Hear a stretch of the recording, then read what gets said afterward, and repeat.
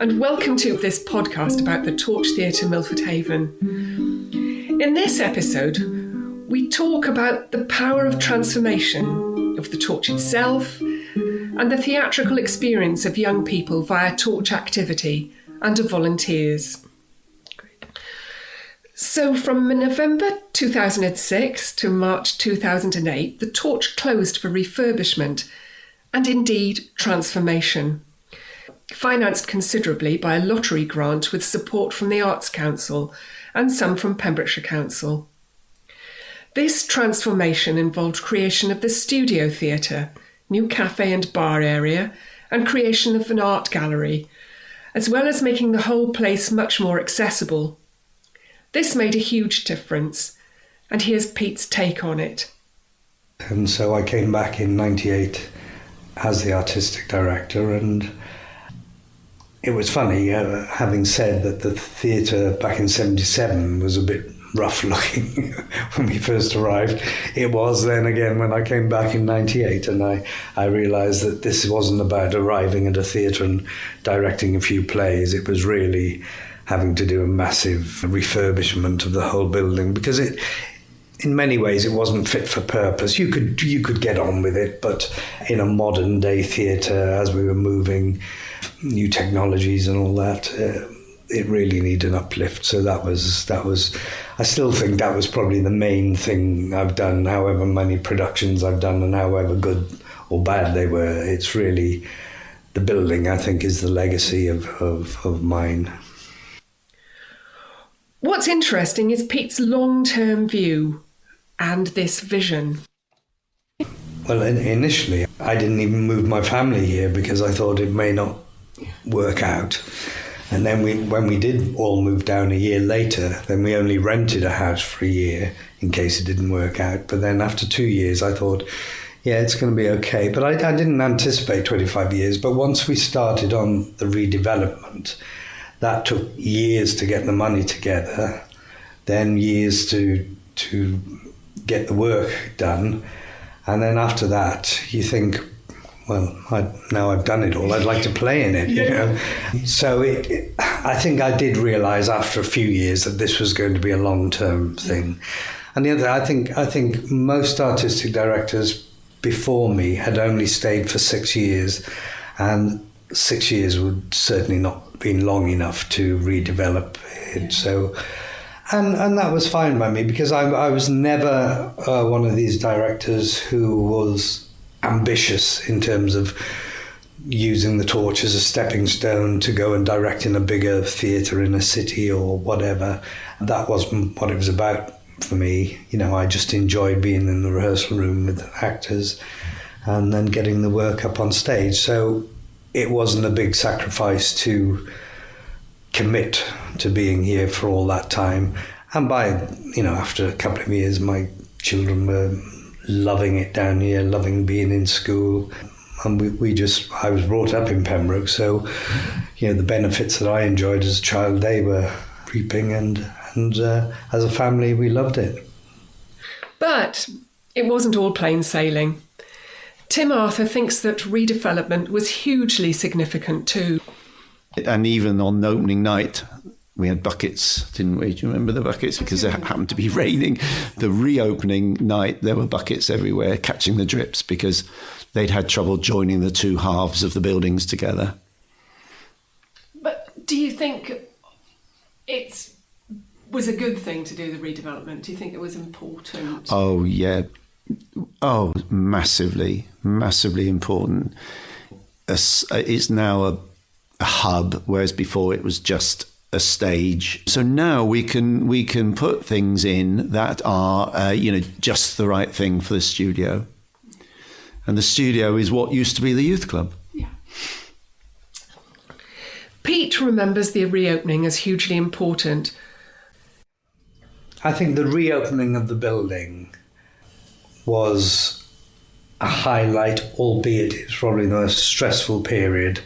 We were opening later than we were meant to, and that was extremely stressful and upsetting because we'd done this massive production of The Hired Man, which I'd always wanted to do and never thought I'd be able to do when we had a community chorus in it, which was a great way to open the building. So I was very disappointed that we had to lose a week of that. We opened late, and when we opened there was water coming in and all that. But I knew that we, the theatre, had achieved a lot by getting to this point, and the future was going to be a lot brighter in this new building with 2 auditoriums. So that was a real highlight, having reached there after so many years of planning and raising money, etc. And what you saw in the building was different. I think the most exciting thing was then the reopening after the development and seeing the building and coming in and seeing groups in here, seeing daytime groups, mother and babies and all sorts of things. It's never empty. Yeah, that's the exciting thing, I think. Someone who many people know locally is Marcus Lewis, the front of house manager, operations manager, and sometimes leading man at the Torch. He reminds us of how the Torch is a place of transformation. From a performance point of view and from my position as front of house and operations manager, it is that transformation of that space for every different show and music event that comes into the theatre. It goes for a couple of hours and it's totally transformed, and then people are coming to see, as I say, the magic of theatre or music or whatever it is, really. So there's transformation in the building, for the audience, for volunteers, for performers, local and visiting. So, as audience members, we go into a different world while we're at the Torch. But as Marcus describes, Torch volunteers are much appreciated, and volunteering can be transformative. The highlights are the people. For me, it's all about the customers. It's about the visiting artists. It's about the volunteers because, we've had up to 80 volunteers here, all who have a different story and a different reason for being here, whatever that might be. We've had people come here because they've recently been bereaved, if they're lonely, all sorts of different reasons. And it's just fascinating to talk to each and every one of them at some time, on a quiet evening and find out, what their backstory is and their reason, maybe for being in Pembrokeshire and also volunteering at the Torch. It's fascinating. We spoke to Max McIntosh, who, as well as being my son, worked as a professional actor and now works as a social worker alongside being a Torch board member. Has provided and continues to provide, and I say that not only on a sort of producing theatre level, but also as a resource to the community. And for me, my eyes were sort of opened up a little bit more to that when I gave up acting and said I don't want to do that anymore. I moved back to Pembrokeshire and I was kind of figuring out what I was going to do. Someone who I knew from school had organised, it was a dance class for people with Parkinson's. Ashley Newsham. She asked me if I would sort of provide some live music, so play some guitar for people to come and dance to. Selfishly, I loved that because someone asked me to play guitar, twiddle for an hour, which was great. But on a broader level, it was kind of like, you had people coming from actually all across the country. It wasn't a massive class by any means, but it was a really important outlet for those people. And for some of those people, both carers and for the people with the diagnosis of Parkinson's and experiencing that, it was a really important outlet. And, people would come to the class and say how much better they felt afterwards, and you'd get a cup of tea and a cake afterwards. And that was really lovely. And I think probably that side of the Torch is particularly not recognised, and about what it provides to the community. And the Torch has also had a formative influence on some of the people who now run it.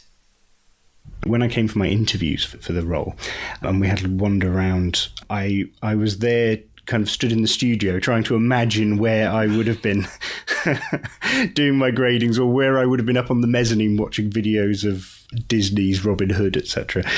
And so, yeah, the youth club and then later on the Torch have been an ever-present, coming along to the Pantos as a kid. It's one of the one of my earliest, or probably the earliest experience of theatre, to be honest. So That was Ben, Chief Executive of the Torch. And here's Guy, who is Business Manager.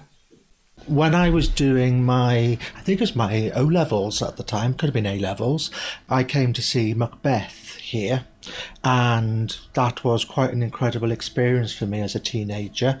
I thoroughly enjoyed the production.